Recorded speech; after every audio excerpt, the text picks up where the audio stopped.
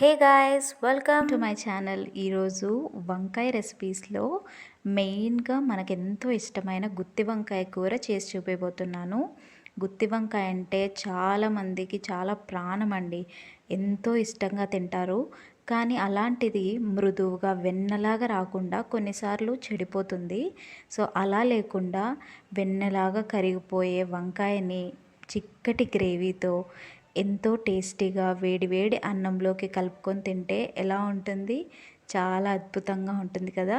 So అలాంటి మృదువైన గుత్తి వంకాయ కూరని ఎలా చేసుకోవాలో మీకు నేర్పించేస్తాను.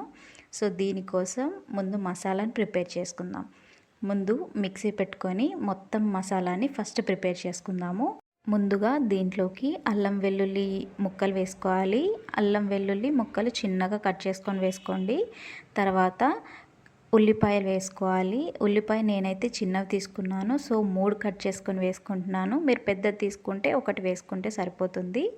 తర్వాత తగినంత కొబ్బరి, ఇలాగ తురుముకున్న కొబ్బరి నేను వేసుకుంటున్నాను. అలా లేకుంటే పలుకులైనా కూడా మీరు చిన్నగా కట్ చేసుకొని వేసుకోవచ్చు. తర్వాత కావాల్సినంత కొత్తిమీర వేసుకోండి. కొత్తిమీర నేను నాటు కొత్తిమీర వేస్తున్నాను. సో గార్నిషింగ్ అప్పుడు కూడా వేయాల్సిన అవసరం లేదు మనకు. సో ఇదంతా వేసుకొని కొద్దిగా మధ్యలో వాటర్ యాడ్ చేసుకుంటూ మనం మిక్సీ పట్టుకోవాలి. ఇలాగా మంచిగా మెత్తటి పేస్ట్ అవుతుంది. చూసారా, ఇంత మంచిగా మెత్త పేస్ట్ అవుతూనే దీన్ని ఒక బౌల్లోకి తీసుకుందాము. సో గ్రేవీ మసాలా రెడీ అయిపోయింది కదా. సో దీంట్లోకి మనం పౌడర్ మసాలాని ఇప్పుడు యాడ్ చేసుకుందాము. ధనియాల పొడి నేను ఫ్రెష్గా రుబ్బి పెట్టుకున్నాను. సో ఇదే వేసుకుంటున్నాను. తర్వాత తగినంత ఉప్పు, మొత్తం కూరకు సరిపడా ఉప్పు వేసేస్తున్నాను. తర్వాత ఇది నేను బ్యాడ్గి చిల్లీ తర్వాత గుంటూరు కారం 2 వేసి మిక్సీ పట్టించింది. సో ఇది వేసుకుంటున్నాను. మీకు కారం తగ్గట్టు వేసుకొని కొంచెం వాటర్ యాడ్ చేసుకొని మైల్డ్గా కలుపుకోండి బాగా. ఇది మంచిగా మిక్స్ అయిన తర్వాత కొంచెం ఆయిల్, ఒక 2 టేబుల్ స్పూన్స్ ఆఫ్ ఆయిల్ వేసుకొని బాగా మిక్స్ చేసుకొని దాన్ని పక్కన పెట్టేసుకోండి. మన మసాలా పేస్ట్కి రెస్టింగ్ టైం ఇప్పుడు. దీన్ని పక్కన పెట్టేసాం కదా. వంకాయల పని చూద్దాం. సో వంకాయలు నేను తెల్ల వంకాయలు తీసుకుంటున్నాను. చాలామంది మన తెలంగాణ సైడ్లో నల్ల వంకాయలు యూస్ చేస్తారు, కానీ రాయలసీమ స్పెషల్ రెసిపీ కదా ఇది. సో రాయలసీమ సైడ్ తెల్ల వంకాయలతోనే చేస్తారు. ఇవి ఒక యూనిక్ టేస్ట్ అండి. నల్ల వంకాయల కంటే ఇవి చాలా బాగుంటాయి టేస్టీగా. సో గుత్తి వంకాయకి మ్యాక్సిమం మీరు కూడా ఈ వంకాయలతో చేయడానికే ప్రిఫర్ చేయండి. సైజ్ చూసారా, ఇంత చిన్న సైజు ఉంటే గుత్తి వంకాయ కూర చాలా టేస్టీగా వస్తుంది. సో మీరు 4 సైడ్స్ ఇలా స్లిట్ చేసుకోండి. నేను చూపిస్తున్నాను కదా. మంచిగా లోపల పుచ్చులు ఉన్నాయో లేదో చెక్ చేసుకొని ప్రతి వంకాయని నిదానంగా చూస్ చేసుకోండి.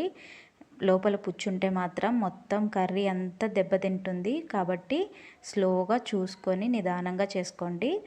అలాగే ఒక బౌల్లో వాటర్ వేసుకొని సాల్ట్ వేసుకొని అది కరగనివ్వండి. తర్వాత స్లిట్ చేసుకున్న వంకాయల్ని అందులో వేసేసి పెట్టేస్తే అసలు మీకు వంకాయలు నల్లగా అవ్వవు. ఒక 15 మినిట్స్ అయినా కూడా అలాగే మంచిగా ఫ్రెష్గా ఉంటాయి. సో నేను ఇలాగ కట్ చేసుకున్న వెంటనే వంకాయలన్నిటినీ ఒకటొకటిగా అన్నీ వేసేసి పెట్టాను. మీకు చూపిస్తాను చూడండి. చూడండి ఎంత ఫ్రెష్గా ఉందో. సో ఇలాగ మీరు కూడా వాటర్లో వేసి పెట్టుకుంటే ఫ్రెష్గా ఉంటాయి. నెక్స్ట్ మనం ఈ వంకాయలకి స్టఫింగ్ చేసుకోవాలి. వంకాయల స్టఫింగ్ అంతా మనం ఉప్పు చూసేసుకోండి. ఈ టైంలోనే ఉప్పు కారం ఏదన్నా కూడా మసాలాలోకి ఇప్పుడే వేసేసుకొని స్టఫ్ చేసేసుకుంటే రెడీ అయిపోతుంది. చూసారా, ఇంత మంచిగా స్టఫ్ చేసుకొని ఎక్సెస్ ఉన్నదంతా తీసేసుకోండి. సో లాస్ట్లో మసాలాతో మనం యూస్ చేసుకుంటాము. ఇలాగ అన్ని వంకాయల్ని స్టఫ్ చేసుకొని పక్కన పెట్టేసుకుంటే సరిపోతుంది. తర్వాత చింతపండుని నానబెట్టుకున్నాం కదా, దీన్ని గుజ్జు చేసుకొని రెడీగా పెట్టుకోండి. ఈరోజు ప్రెషర్ కుక్కర్లో నేను నేర్పించబోతున్నాను కాబట్టి ప్రెషర్ కుక్కర్ పెట్టుకొని అందులో ఒక 3-4 స్పూన్స్ ఆఫ్ ఆయిల్ వేసుకోండి. ఆయిల్ వేడెక్కుతూనే పోపు వేసేసుకోండి. ఇందులోకి నేను ఆవాలు, జీలకర్ర, లవంగాలు వేసుకొని చిటపట్లాడుతూనే మనం వంకాయలు స్టఫ్ చేసి పెట్టుకున్నాం కదా అవన్నిటినీ వేసి, పేస్ట్ అంతా వేయొద్దండి, జస్ట్ వంకాయలను వేసి దోరగా ఫ్రై చేసుకోండి. మంచిగా ఫ్రై అవుతే మీకు ఇలాగా గోల్డెన్ కలర్లో పైన క్రిస్పీ లేయర్ లాగా ఫామ్ అవుతుంది. సో ఇది ఫామ్ అయితే మనకు మంచిగా ఫ్రై అయినట్టే. ఇలాగా బాగా ఫ్రై చేసుకున్న తర్వాత నేను చూపిస్తున్నాను చూడండి, ఇలా క్రస్ట్ బాగా ఫ్రై అవుతుంది. ఇలా ఫ్రై అయితే రెడీ అయిపోతుంది. తర్వాత మీరు పేస్ట్ రెడీగా పెట్టుకున్నారు కదా, మిగిలిన పేస్ట్ అంతా వేసుకొని కొంచెం ఫ్రై అవుతూనే మీకు కావాల్సినంత వాటర్ వేసుకొని చింతపండు గుజ్జు కూడా వేసేసుకొని వంకాయలు బాగా మునిగేంత వాటర్ వేసుకోండి. ఎక్కువ వాటర్ వేసుకోవద్దండి. మీకు గుజ్జుగా కావాలనుకుంటే జస్ట్ మునిగేంత వేసుకుంటే సరిపోతుంది. నేను చూపిస్తున్నాను చూడండి. అలాగా అన్నిటినీ మునిగేంత పెట్టేసి కుక్కర్ మూత పెట్టేస్తే రెడీ అయిపోతుంది. నేనైతే 2 విజిల్స్ పెట్టుకున్నాను. నా కుక్కర్ కెపాసిటీకి 2 విజిల్స్ సరిపోతాయి. చూసారా, రెడీ అయిపోయింది. చాలా టేస్టీగా కుదురుతుంది. మీరు డెఫినెట్గా ఈ రెసిపీని ట్రై చేయండి. సేమ్ యాజ్ టీజ్గా నేను చెప్పిన కొలతలతోనే మీరు కూడా ట్రై చేస్తే ఇలాగే మృదువుగా వస్తుంది. మీ కుక్కర్ కెపాసిటీకి ఇంకొక 2 విజిల్స్ పడుతుందంటే అలాగే పెట్టుకోండి.